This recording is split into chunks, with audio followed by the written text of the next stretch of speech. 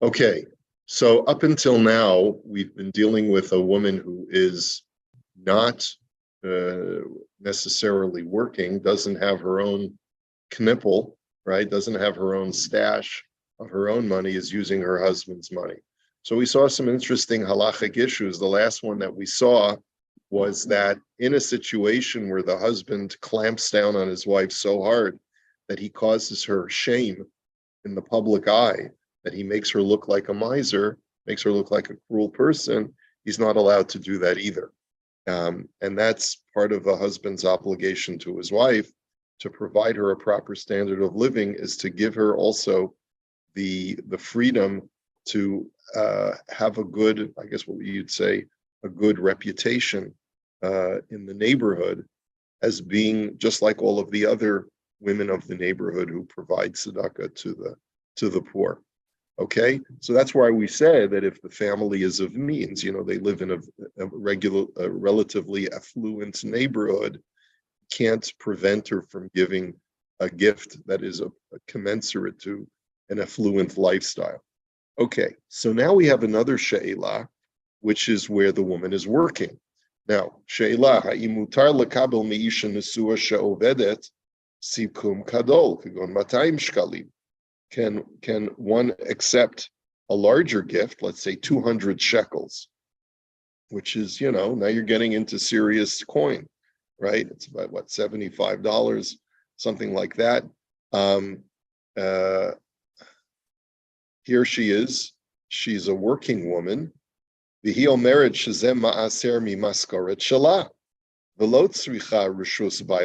just asked that question. I'm trying to remember who that was. She says, I need to tithe. Was it you, Joby? You Mordechai? She says, this is from my tithe. I'm tithing my income, just like my husband is. So, and this is what her claim is. Is there any problem with that? Does a fundraiser have to suspect? Does he have to refrain from accepting the gift from her? So, tshuva, he says, matzanu beis shitos beposkim. Aleph, shahabal zocha legamre bischar avodas ishto.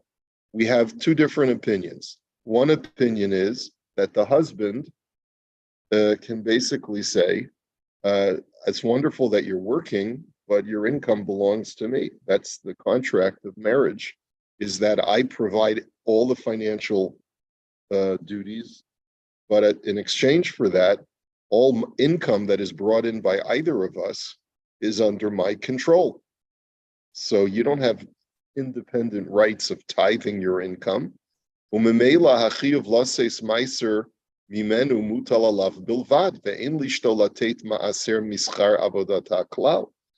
therefore, it's all under his financial control, all of her income, and she therefore has no rights and no ability to tithe her income. That's not her job.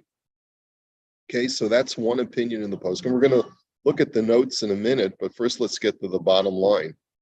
Beis, sheyesh lischar avodasa din nichse milug. The other opinion is that her work product has the status of what's called nichse milug, which, if you remember from our previous discussions when we talked about a woman's income, we said that there are two types of property that a woman brings into a marriage: nichse tzon barzel and nichse milug.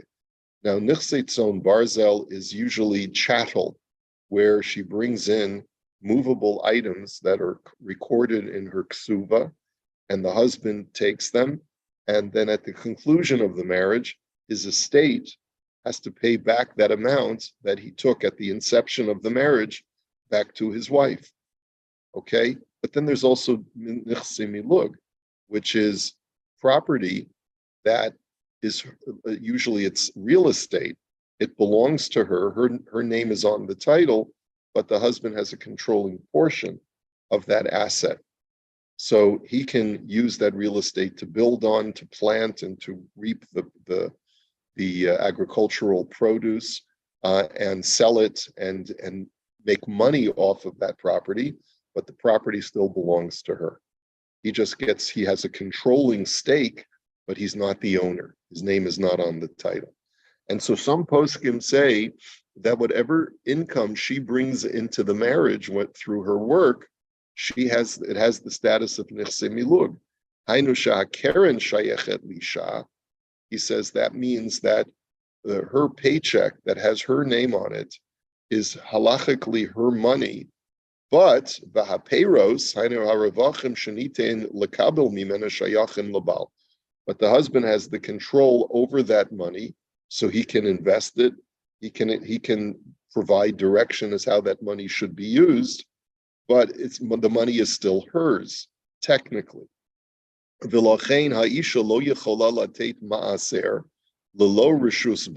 therefore, even though the money is hers and she is subject to tithing it, she is not able to do that independently without getting her husband's permission. Even though the mitzvah is incumbent upon her. In other words, it's her money, but she doesn't have control over it. So she has to ask her husband permission to tithe it. Ve'im hi omeres shezeh ma'aser mimaskoret shela v'lo kibla reshut mibala efshar lekabel mimena. And therefore, if she says, even according to the second opinion, so according to the first opinion, the money's not even hers. But even according to the second opinion, that it's hers, but she's not in control of the money, she can't take meiser from it unless she gets her husband's permission. And therefore, if a woman says, don't worry, it's my money, the fundraiser still has to inquire, well, did your husband give you permission to tithe from your income?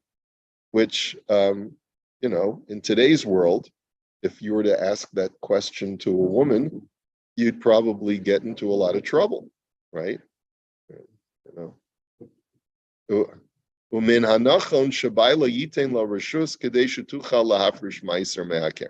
But nonetheless, it is correct for the husband to grant her that permission. In other words, she says, I want to do a mitzvah with my money. Why would a husband withhold from her that right to do a mitzvah with her money? The proper thing to do is just like any bein adam lachavero situation, where you have the ability to enable another person to do a mitzvah. Of course, you should do that.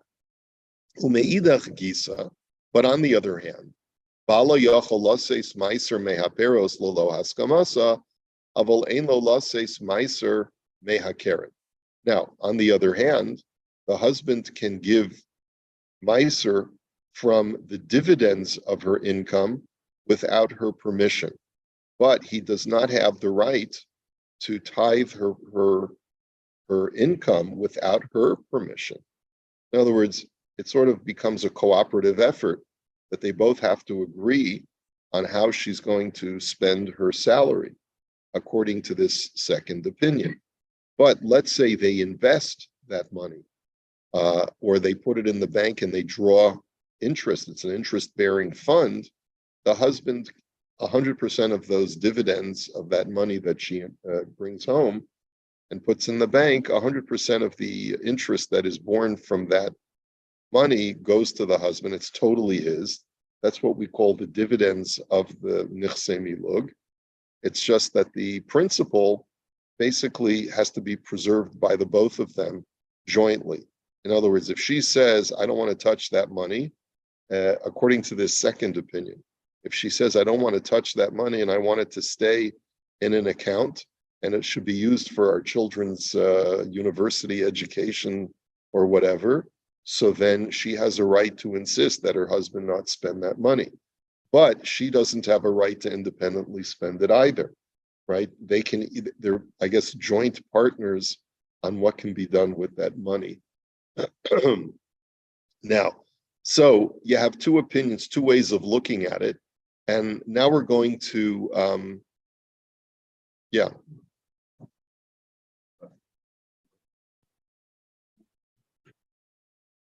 The matter of the household, but let's say he's responsible for bringing out the Meister household, but if she's responsible, like for example, my wife, she does checks here or there. I'm not really watching her what she's accounting properly or not. Do I have a responsibility to account for her? Does she have her own responsibility?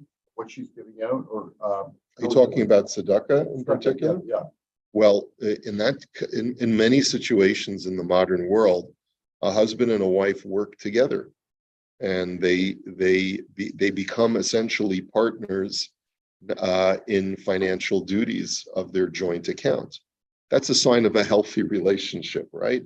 Where a husband and a wife share in the management of their joint funds. Often there's separate bank accounts.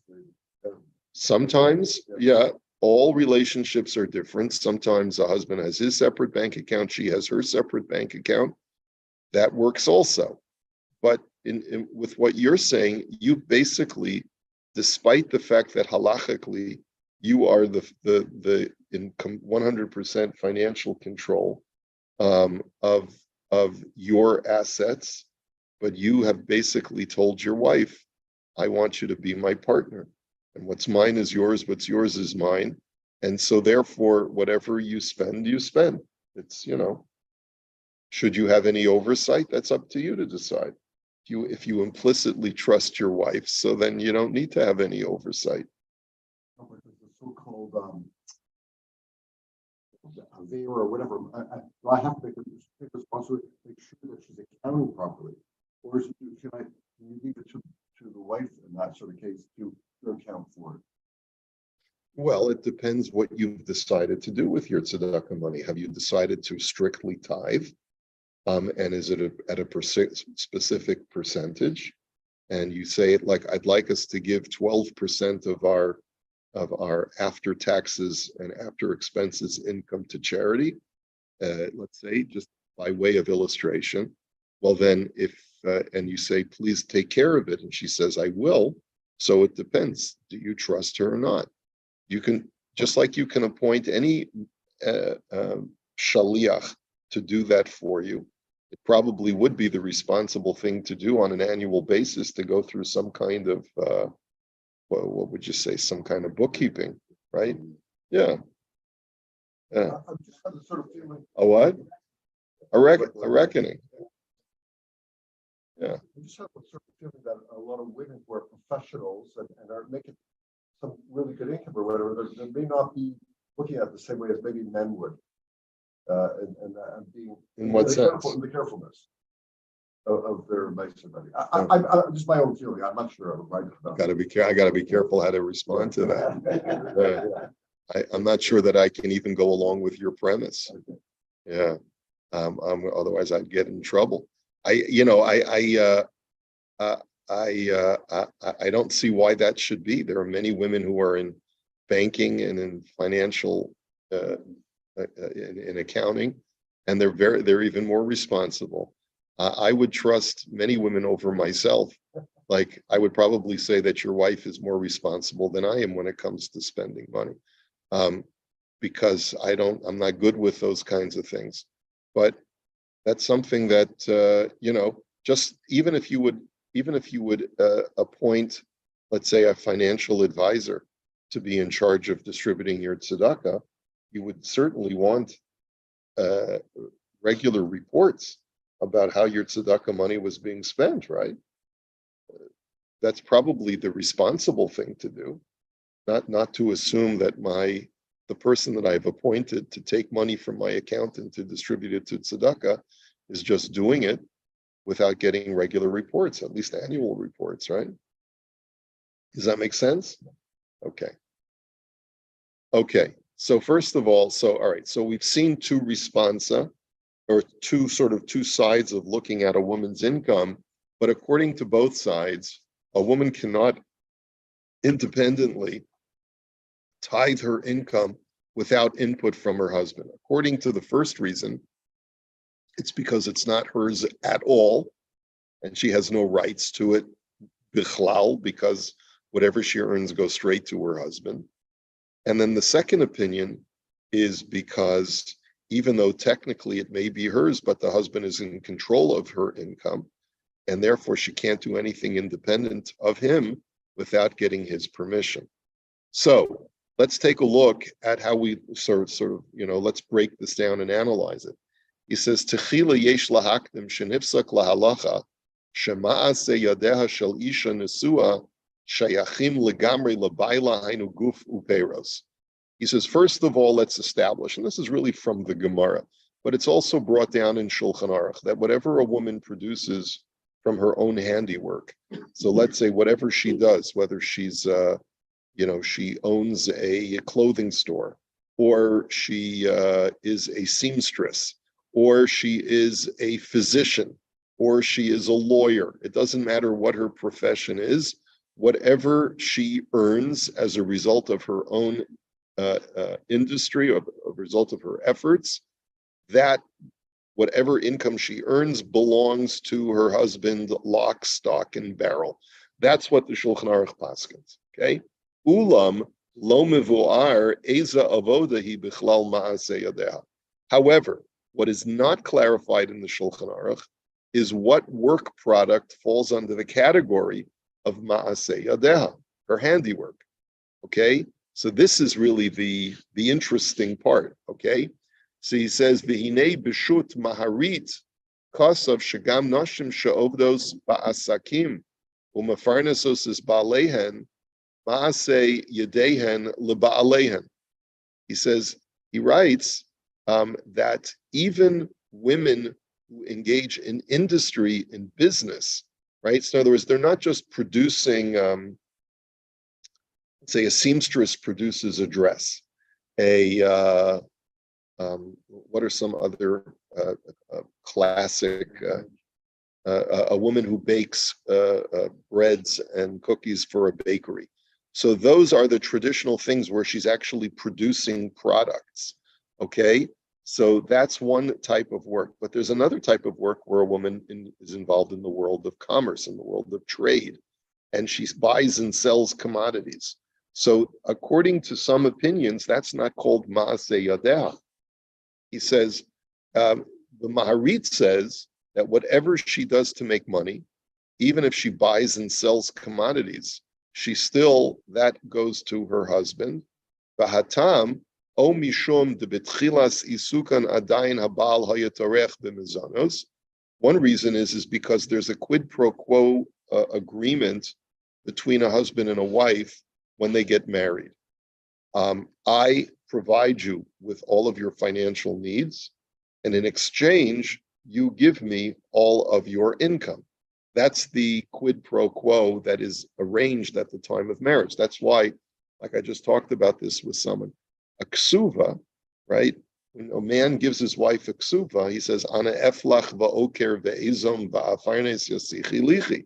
It is a contractual commitment that a man makes to his husband. I will work and do whatever it takes to make sure that you are provided for. You have a roof over your head, you have clothes, and you have food. Okay? Unconditional obligation that a husband makes to his wife. She has no financial obligations to her husband. But what does he get in exchange for that? Right? Say, the privilege of being married to her. No, but there is also a financial benefit that he gets from that, which is that in exchange for his commitment to provide all of her financial needs, she has to relinquish all of her income that over the course of the marriage to her husband. Okay, so it's not an unfair quid pro quo. It actually is, and for the purpose of shalom bayis, Chazal structured it that way. In other words, they basically said sometimes there could be a disruption in shalom bayis if she basically says whatever I earn is mine, and you have to cover all of the expenses of our household. Well, that's not fair. I'm working, you're working, and I have to give up my income, and you get to keep your income. That doesn't seem right. So therefore, that's why there's this quid pro quo arrangement, and it allows them to have some sort of each one takes a role in the raising of the home. The husband covers all of the expenses, and the wife takes care of all of the domestic responsibilities, including whatever needs to be done around the house, and she has to relinquish all of her income to her husband. But the Gemara now does say that a woman has a right to say, "Eini nizoines ve'eini osa." She has the right to say, I will forego your provisions and I will work for myself. A woman has a right to say that, at least according to one opinion in the Gemara, which I believe is how we paskin, where a woman could say, thank you very much, but I make twice as much as you do every year. And therefore, I've decided that you work for what you want to do. I'm not taking care of the domestic responsibilities of the household. I'm going to work and I'll take care of myself. And she has a right to say that. Now, what were you going to say, Ron? Okay. But other than causal relations that he is part of his responsibility, or what else does he have a responsibility for? He should take that upon herself. Well, someone's going to end up having to raise the kids, and that has to be negotiated between the two of them. I still believe that he can compel her. We have to clarify this, but he can still compel her to be in charge of raising the family once they start having children. Now, Bahatam imishum de betchilat isukan adain habal hayatarech b'mezanos b'hi haiso cheles mishalo. So he says, so what's the reason that a husband has a right to her income, even if she's not, let's say, producing handiwork, but rather she's making money in commerce? The reason is because he's committed in the ksuva to provide for all of her living needs. He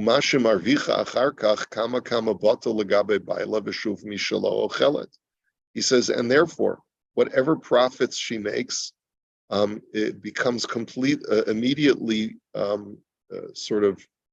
delivered into her husband's possession, and therefore, whatever she consumes, even though she's the primary breadwinner, it's her husband's money.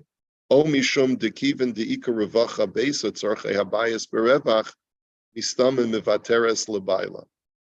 way of looking at it, says the Maharit, is that since there is a surplus of income in the household, based both on what he's, I guess, a woman is willing to forego her income, provided that there is sufficient surplus to take care of the family needs, and therefore she is willing to relinquish her control of the money that she brings home, and the husband therefore has full control. So there's two ways of looking at it, and he says that one way of looking at it is that as soon as she makes the money, it immediately goes to her husband, because that's part of the quid pro quo relationship in the marriage. Or it could also be, there's another way of looking at it, says the Maharit, that even though the money is still hers, she forgives it or forgoes it to her husband, since the household needs are being taken care of through her income. She sort of says, well, what do I need the surplus? Which is not real, doesn't sound like what a woman would normally say. What anyone would say, but that's the way the Maharit says is the second way of looking at it. And if you notice the footnote, what does he say? He says, "V'yesh hevdel ben hatamim dilael." He says there is a significant difference between those two reasons. Shalafi hatam harishon keven dekama kama batel v'meila lo nifka azuchuso shel habal al ma'asi yadeha. He says, according to the first reason, every penny that she makes immediately belongs to the husband, and therefore he has complete control over anything that she earns. And it turns out that she never had the mitzvah at all of tithing her income, because it was never hers. The moment she earns her paycheck, even though the paycheck has her name on it, it's really the husband's money. Ulam lefi hatam hasheni, but according to the second reason, Lamrot shesug avodazuhu bichlal maaseh yadeha, even though it's her handiwork and the husband has rights to it, mikol makom she'ein keven she'ein ba'ala mefarnes osa, but since the husband is not supporting her because they're both living off of her income, In other words, remember the quid pro quo is I'll take care of all of your financial needs. You relinquish your income to me. In the situation that the Maharit is addressing, the husband is not working. She's earning all of the money in the household. So, or a kolel guy, whatever you want to say, and therefore, maybe in that situation, that quid pro quo no longer exists. That's the other way that the Maharit is looking at it. If the quid pro quo no longer exists because he's not taking care of the household needs, she doesn't have to relinquish her handiwork to her husband. Memela hifsid baila isuchuso legamre. The husband no longer has any control over her money. Vahavi hakol shalami ikar hadin, and it belongs to her, the money. Afilu shehilo hit nata beferish v'lo omra eini nizoines ve'eini oisa. Even though she didn't say explicitly, I don't need your money and I'll earn my own, nonetheless, it's implicit whenever a husband is not working and she's taking care of the household needs. Ela shebechol zeh hakol shayach lebala, kiven shehi mevateret lo mishum deika revach beta. But nonetheless, when no other contractual agreement has been made between the two of them, we still assume that she forgives control of her income to her husband, so that the household can be provided for. And what he calls revach beta is that as long as the needs of the household are covered and my husband is watching the expenses, then I forgive to him everything that I make. Ulefizeh. And according to that, yesh laha'ir shelechatchila isha shemefarsenet et baila ve'eina nizonet mimenu klal, and therefore we should point out that when a woman is the sole breadwinner, and she's not supporting her husband at all, and he's not supporting her at all, ein la levater lebaila mima shehervicha gam ala meiser meharivachim. She should not forgive everything. She should say to her husband, "Listen, I want to support you. I love you. I know that you're a brilliant Talmud Chacham. I would rather work because I have a profession. You go and sit and learn, and I'll take care of the household needs financially. You go and learn. But I want you to know that even though I relinquish control to you over my income, I'm not relinquishing the rights of tithing." She should say that explicitly. Since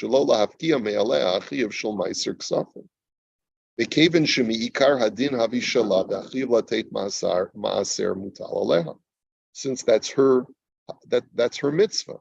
So a woman has a right to say to her husband, I want to retain my mitzvah of tithing because it's my income. Even though I'm relinquishing control to you, but I'm not relinquishing control over tithing. That's within my purview. And a husband can't contest that if he's not supporting her. So the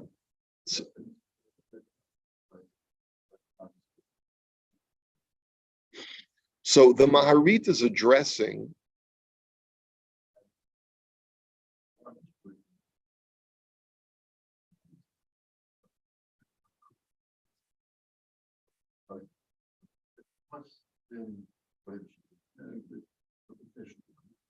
and she says, I want to be responsible for my income.